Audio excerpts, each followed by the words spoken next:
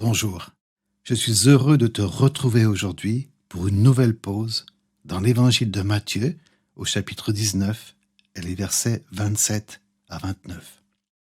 Pierre s'adresse à Jésus et lui dit : « Voici, nous avons tout quitté et nous t'avons suivi. Qu'en sera-t-il pour nous ? Je vous le dis en vérité, quand le Fils de l'homme, au renouvellement de toutes choses, sera assis sur le trône de sa gloire, vous qui m'avez suivi, vous serez de même assis sur 12 trônes et vous jugerez les 12 tribus d'Israël. Et quiconque aura quitté à cause de mon nom ses frères ou ses sœurs, ou son père ou sa mère, ou sa femme, ou ses enfants, ou ses terres, ou ses maisons, recevra le centuple et héritera la vie éternelle. » C'est une promesse que fait Jésus, et nous pouvons nous appuyer dessus et construire notre vie et notre futur sur ce fondement immuable. Mais il est important de lire le contexte de cette situation en remontant la rivière, si je puis dire, jusqu'à cet homme qui s'approcha de Jésus pour lui demander ce qu'il devait faire de bon pour avoir la vie éternelle. Il a observé toutes les choses que demande la loi et que Jésus cite. Cet homme ne cherche pas à éprouver le Seigneur. Il ne vient pas à lui comme les religieux qui voulaient trouver une faille dans ce qu'il enseignait. Non, cet homme a une soif de vérité, une soif de trouver la paix, la sérénité. Cet homme est travaillé dans sa conscience. Que faut-il faire pour trouver le bonheur, pour être en paix avec soi-même ? Bien entendu, Jésus voit son cœur. Il voit sa conscience et il voit son trouble. Il l'amorce, il l'attire, il le dirige vers la bonne question. Pourquoi parles-tu de ce qui est bon ? Qu'est-ce que tu entends par bon ? Qui est le seul qui est bon ?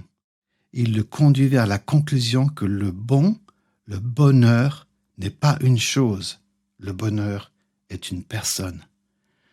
Dieu en Christ, Dieu incarné, lui seul est bon. Lui seul est bonheur. Jésus va ensuite dévoiler le problème de cet homme et lui dit : « Si tu veux être parfait, va, vends ce que tu possèdes, donne-le aux pauvres et tu auras un trésor dans le ciel. Puis viens et suis-moi. » Jésus voit son cœur. Si tu veux trouver ce bonheur que tu cherches, cette paix pour ton âme et pour ta conscience, débarrasse-toi de ce qui fait l'objet de toute ton adoration, de toute ta sécurité, ce qui fait de toi un homme tourné vers lui-même, tourné vers ses propres besoins, au point d'ignorer la détresse de l'autre. C'est ça qui t'empêche d'être heureux. C'est ça qui fait obstacle à la vie éternelle que je veux t'offrir. Cette idole avait une telle emprise sur lui qu'il fallait absolument qu'il s'en débarrasse. Mais après avoir entendu ces paroles, le jeune homme s'en alla tout triste, car il avait de grands biens. Jésus dit à ses disciples : « Je vous le dis encore, il est plus facile à un chameau de passer par le trou d'une aiguille qu'à un riche d'entrer dans le royaume de Dieu. » Il existait près de la porte principale pour rentrer dans la ville une toute petite ouverture, tellement étroite qu'il était impossible de passer sans descendre de chameau. Le chameau lui-même avait du mal à passer par cette porte étroite. C'est une image très forte qui parle encore aujourd'hui. Celui qui est riche veut s'enrichir davantage ou craint de perdre sa fortune. Il y pense sans arrêt. Il est comme enchaîné à sa fortune. Il pense que ses biens sont la garantie de son bonheur. Jésus lui dit que le bonheur n'est pas une chose, mais une personne. C'était là le problème de cet homme. Et c'est ce qui va motiver la question de Pierre et la réponse du Seigneur à cette question. Jésus fait une promesse radicale à Pierre. Et nous ? Et toi, comment est-ce que tu te situes à la lumière de cette parole ? Tu sais, même celui qui n'est pas riche peut être esclave de ce même esprit. Vois-tu, lorsque Moïse se présente à Pharaon et lui demande de libérer les Hébreux afin qu'ils puissent aller offrir un sacrifice à l'Éternel, que fait Pharaon ?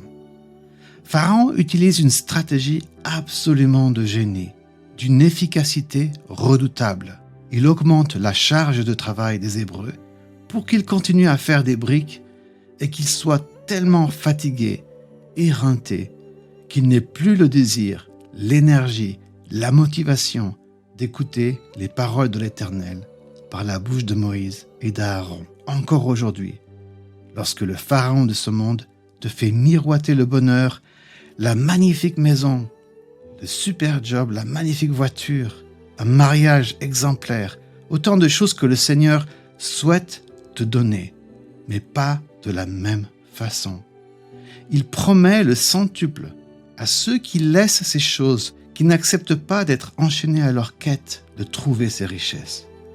Eux qui travaillent toutes les heures du jour et de la nuit, motivés par cet objectif, ne font que tailler des briques, sans même avoir le temps de jouir de leurs biens, sacrifiant souvent famille, mariage, et n'ont plus le désir ou l'énergie d'écouter Dieu. Si tu es dans cette situation, je t'en prie, mets-toi devant le Seigneur, cherche sa face, sois libéré de ses chaînes. Approche-toi du seul bonheur, le Christ et ses promesses. Que ce jour soit un nouveau commencement pour toi, ta famille, tes enfants, tes amis, tes frères et sœurs. Arrête de faire des briques, sois libre. Si cette méditation t'a encouragé, pense à la partager autour de toi. Pour nous retrouver chaque jour, abonne-toi et active la cloche.